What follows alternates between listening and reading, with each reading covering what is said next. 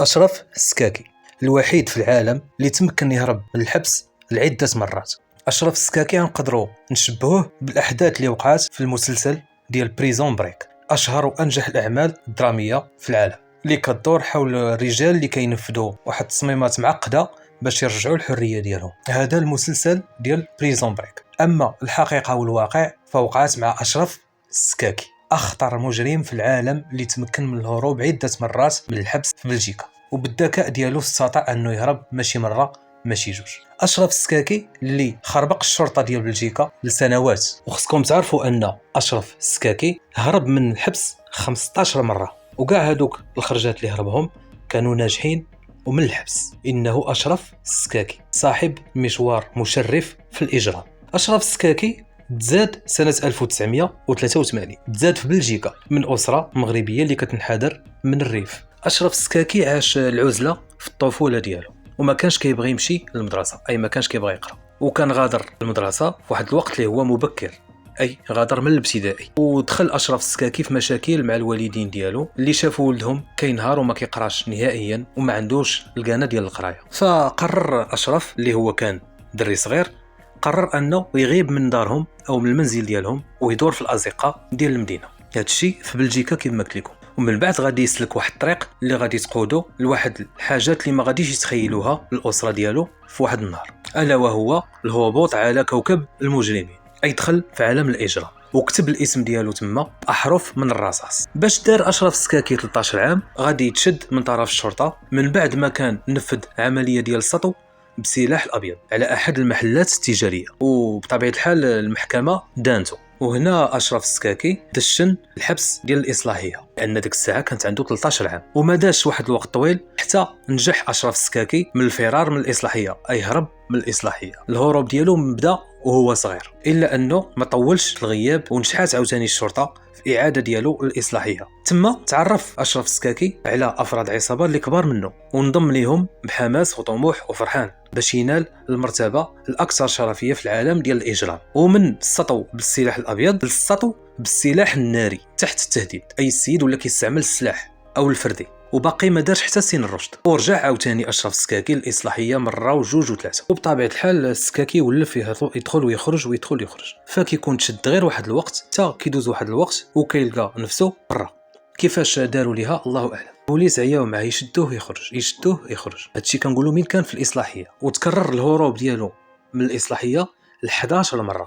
اشرف السكاكي غادي يتحول من مجرم اللي كيسطو على المحلات التجاريه تحت التهديد المسلح الى واحد من اخطر المجرمين في اوروبا، وقام بعمليات سطو على البنوك في بلجيكا وهولندا، وفشلت الاجهزه ديال الامن في القبض عليه. حتى سنه 1999 اي بالعمر اللي كان عنده 17 عام اشرف السكاكي غادي يقبصوا عليه وحكموا عليه واحد الحكم ديال 9 ديال السنوات في احد السجون ضواحي العاصمه البلجيكيه بروكسل. اشرف السكاكي ما قداش منها غير عام واحد، كانت كافيه ليه باش يلقى المرار اللي يعيقودو وراء اسوار السجن. ورجعت عاوتاني اللعبه القديمه المسليه بين الشرطه بلجيكا والشاب المغربي اللي هو اشرف السكاكي. انتهت السنه ديال 2002 بإعادة أشرف السكاكي للحبس، هذه المرة محمل بتهم ثقيلة من قبل، واللي هي الحيازة على الهيروين ومحاولة القتل مع بزاف ديال العمليات ديال السطو المسلح على أحد البنوك، وجمعوا ليه الحساب وحكموا عليه بالسجن المؤبد.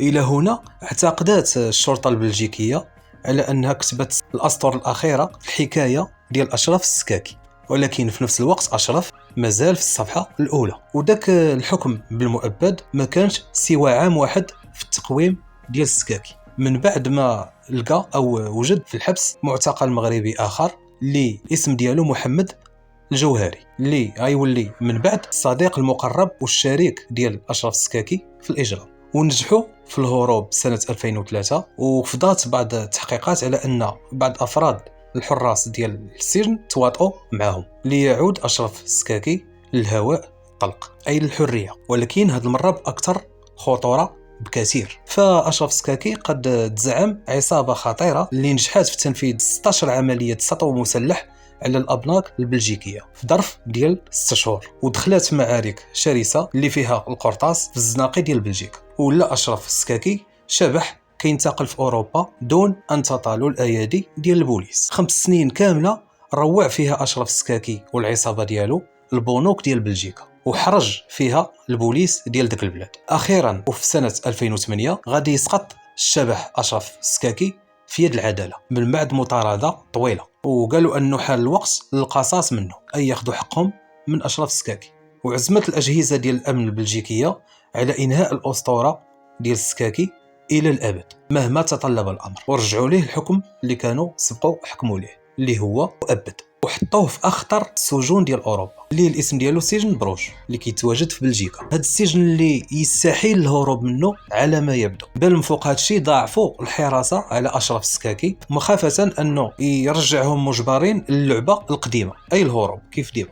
ومرت سنة واحدة ليحظى أشرف بالتخفيف في الحكم ديالو والتحويل من المؤبد للمحدد، واللي تحدد في 19 سنة. هذا الشيء بعد الحسن السيرة ديالو داخل السجن. وبات واضح أن النهاية ديال أشرف السكاكي غادي توجد الفصل الأخير ديالها في هذا السجن ديال البروج، ولكن أشرف السكاكي كيخطط لحوايج أخرين. أشرف السكاكي تيقن أنه من أجل أنه يهرب من السجن ديال البروج خاصو يحفر الأصابع ديالو حتى يرد المستحيل واقع، أي شي حاجة اللي مستحيلة يردها هو واقعية. فتذكر أشرف أنه هو الشبح كيف ما كيتطلق عليه في العامة. هنا أشرف السكاكي جهز الطريقة للهروب ما كدارش إلا في السينما بطبيعة الحال من بعد محاولات متكررة. 23 يونيو سنة 2009 العصابة ديال أشرف السكاكي غادي تخطف طيارة مروحية أو هليكوبتر وهما مسلحين أي مدجاجين بالسلاح، وغادي توجه للساحة ديال سجن البروج من الفوق، وغادي تحط تما وهي كتحدث واحد الضجيج أي صداع اللي يجعل كل محابسية أو سجناء في الساحة يهربوا.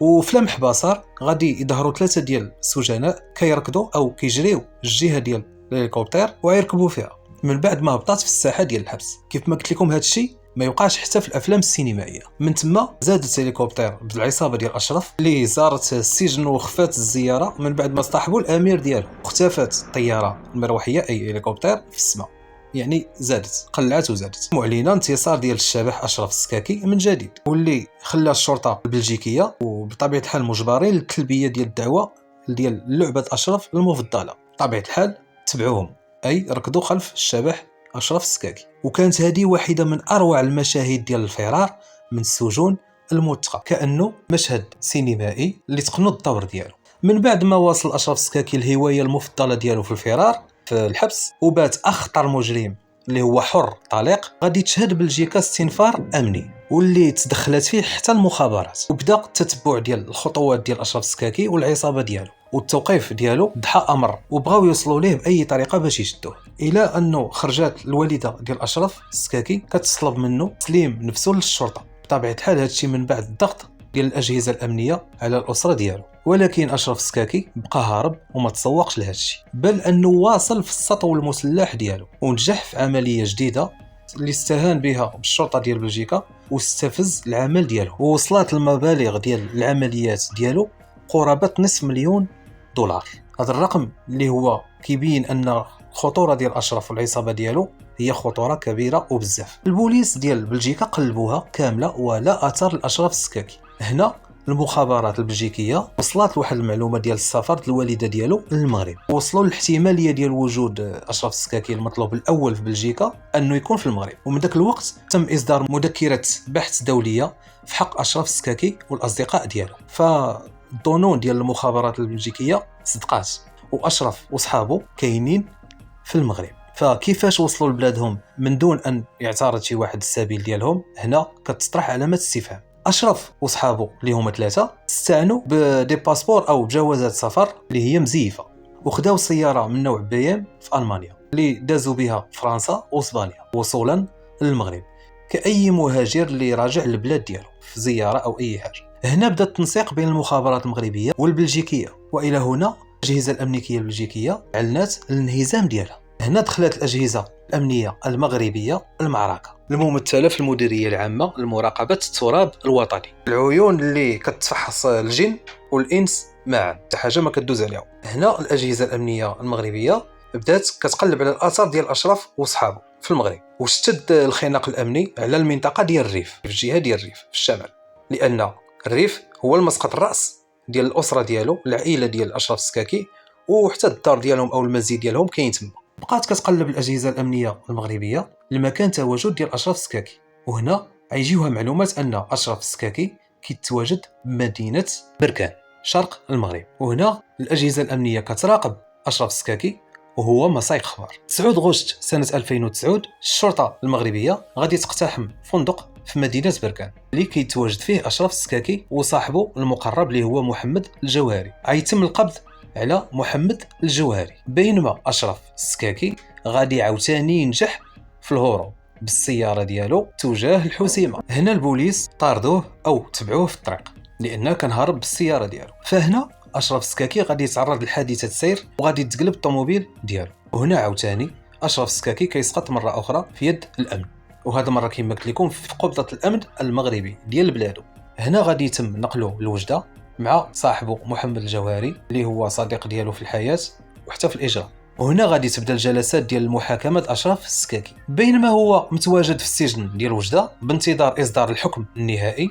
ولكن اشرف ما غاديش يتسنى حتى يعرف العقوبه ديالو الجديده، فقد عاوتاني آن الأوان باش يمارس الهوايه المفضله ديالو الا وهي يهرب من الحبس. بينما كان القضاة كيناقشوا في كيفيه توزيع السنوات على اشرف، فطاحت ليه في بالو حاجه جديده في المسار ديالو ديال الهروب، اي ديال الفرار. هذه المره بالمساعده ديال العشيقه ديالو اللي جات من بلجيكا لوجده. حتى ذات يوم تلاشى فيها اشرف في العدم وما بقى ليه حتى شي وجود، في صدمه اللي ما استوعبوهاش الموظفين ديال السجن في وجده.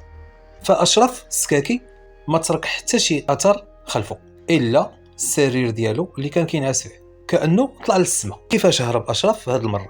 علامه استفهام عاوتاني. الصديقه ديال اشرف السكاكي جابت ليه عقار او كينه اللي غادي تجعله يفقد الوزن من بعد 3 شهور من تعاطيه المستمر. اي ديك الكينه كان كيتعاطاها كل نهار، وادويه اخرى اللي كيحافظ من خلال التناول ديال هاد العقار هاد الكينات على الحيويه والنشاط ديالو. حتى ضحى السكاكي بواحد الوزن اللي هو ضئيل بزاف. عاودت رجعت صاحبته او العشيقه ديالو في زياره ثانيه، وهي جره واحد الباليزه او حقيبه سفريه عندها 2 ديال الروي. في غفله من الحراس ديال الحبس غادي يدخل اشرف السكاكي بالجسم ديالو اللي هو ولا رقيق في الباليزه، وغادي تسد عليه صاحبته وغادي تجر الباليزه. وشكون فيها اشرف السكاكي. بسبب ديك الكينات اللي شرب ورقاق جعلته انه يدخل في داك الباليزه اللي جابت الصديقه ديالو. هنا عاوتاني اشرف السكاكي غادي يتمكن من الهروب من السجن بهذه الطريقه هذه اللي ما تطيحش على حتى ابليس. فهاد الخطه كانت عبقريه وبزاف، وهاد المره في السجن ديال وجده وفي المغرب. ما دازتش غير واحد الاشهر قليله وقبل البدايه ديال سنه 2010 الشرطه المغربيه غادي تمكن عاوتاني من القاء القبض على اشرف السكاكي مره اخرى، وعاوتاني تثبت المحاكمه ديالو. هنايا اشرف السكاكي غادي يعطيوه 12 عام سجنا نافذه، وتم التوجه به لاخطر السجون المغربيه والاكثر حراسه اللي هو سجن سلا، بحيث كبار الخارجين على القانون والارهابيين كاينين تما، وغادي يكون معهم اشرف السكاكي في عزله تامه. وفي تصريح منسوب ليه كيقول اشرف: النهار اللي غادي نقرر فيه نهرب من الحبس فما غادي يمنعني حتى شي واحد. الا ان البعض شاف ان اشرف السكاكي عجز اخيرا على كسر التحصينات ديال السجن سلا اللي عنده حراسه مشدده.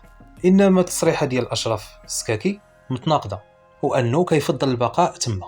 ما يزكي التصريحات المنسوبه لاشرف السكاكي كان في عام 2017، بحيث غادي تلقي الشرطه ديال بلجيكا القبض على عصابه خطيره مدججه باسلحه الكلاشينكوف والمسدسات. وغيتضح لاحقا بعد التحقيقات على ان اشرف السكاكي هو الزعيم ديال هذه العصابه وكيسيرها من داخل السجن ديال سلا.